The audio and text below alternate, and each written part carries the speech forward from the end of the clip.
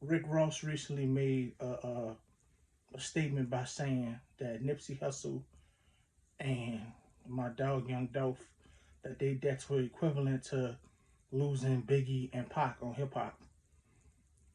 Before I respond to that or whatever, I want to give a little background by just saying that, of course, growing up, I was born in '87, so you know the '90s was, I was a young dude when Biggie and Pac died, but they definitely impacted my life during the time that they was rapping and that they was you know what I'm saying, active in the game. So with that being said, when I was young, I was more of a Biggie fan than I was Pac.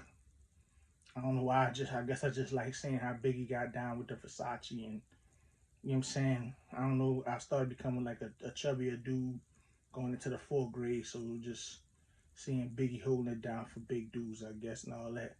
As I got older, I became way more of a Pac fan, and just listening to his lyrics and understanding them more. I feel like Pac music, you know, when you was a child, you ain't understand how deep he was. You know what I'm saying? So, with that being said, Biggie and Pac's death definitely was more impactful on hip hop than Nipsey and Young Dolph, and the reason being is because it affected um entire the entire game from coast to coast. I mean, they had cities like New York and Los Angeles really ready to go to war with each other. It became personal. You know what I'm saying? If you was from LA, you wasn't feeling New York. If you was from New York, you wasn't feeling LA. Unless you had strong ties to people in them cities, you wasn't feeling each other. You know what I'm saying? And that's huge. That's impactful. Pop music could be found everywhere around the world. Biggie, just about everywhere around the world. I would say this: Nipsey Hussle, his death was felt around the world, but while he was alive, I can't lie. As big as a Nipsey fan as I am, and a huge Nipsey fan, Nipsey music while he was alive was not touching the world. You know what I'm saying? But he was doing pretty good for himself as an independent artist. So was Young Dolph, and Young Dolph definitely his music was on a smaller scale of getting reached to people. And I only say a smaller scale because of the region that Dolph was in. Dolph was in the South, in Memphis, and so he's just not gonna reach as many people as Nipsey having a whole West Coast fucking with his music. Um, but I understand what Ross was trying to say by saying that Nipsey and Dolph that had such a huge impact, and I feel like the reason he was saying that is because they both preach positivity in their hood.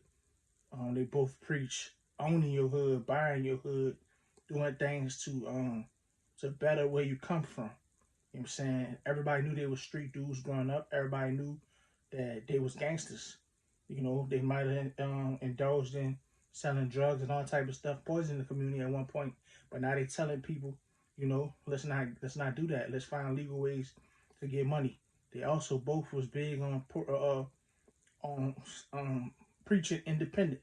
You know what I'm saying? Being for self, not letting no one own you, especially not someone of another color.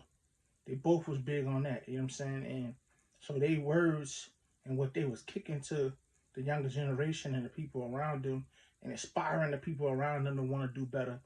That right there is a huge impact on hip hop, and I think it is still resonating with a lot of people. You still hear a lot of people saying the marathon continue, which is Nipsey.